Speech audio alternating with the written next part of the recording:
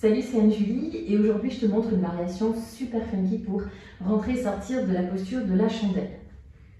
Comme d'habitude, ça nécessite un échauffement, donc je te conseille fortement de pratiquer le cours d'1 heure qui va vraiment te préparer à cette variation. On est en flexion au niveau du cou et il y a pas mal de torsion, donc il faut bien se préparer et bien s'échauffer.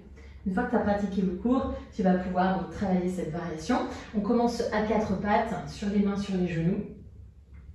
Et on peut faire quelques mouvements pour revenir dans le corps et surtout dans la colonne vertébrale. Puis, depuis la posture de la table, on avance les mains pour venir en Anatasana. Il n'y a pas besoin d'aller trop loin. On va garder pour l'instant le dos droit, les côtes rentrées. On va glisser le bras droit sous le bras gauche pour venir poser l'oreille droite et l'épaule droite sur le sol. La main gauche, elle va nous servir de soutien, de support, donc elle va un petit peu se balader à plusieurs endroits. Au départ, on va la poser près du visage et on va tendre la jambe gauche sur le côté gauche. Jusque-là, tout va bien. On veut s'assurer qu'il n'y a pas de tension dans le cou. L'épaule droite, elle va soutenir le reste. Donc, l'astuce, ça va être d'avancer le pied gauche, donc pas près de la main, mais un petit peu plus loin devant, de monter le bassin. Donc, je commence déjà à avancer, je commence même presque déjà à basculer, puis on va décoller le genou droit, continue d'avancer, de monter le bassin et la main gauche sous la fesse gauche pour venir faire ma petite bascule. Et je suis en chandelle, jambes écart. D'ici, on peut s'amuser un petit peu à faire des twists, les deux genoux vers la poitrine et les deux jambes à gauche.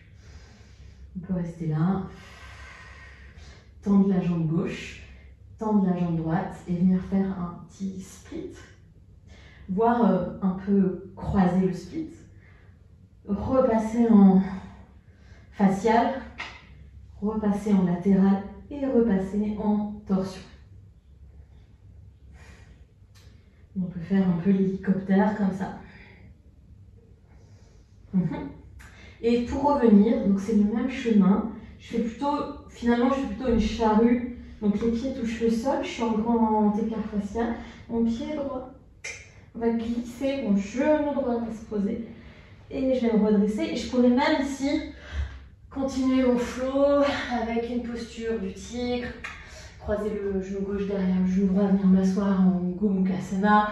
Alors, je pourrais même créer plein de transitions funky à partir de là.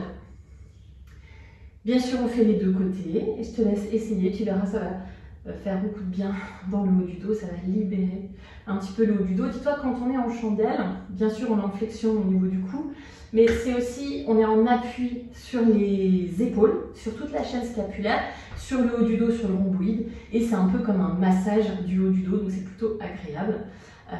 Voilà, donc je te conseille encore une fois de pratiquer le cours complet pour te donner encore plus de power dans cette posture.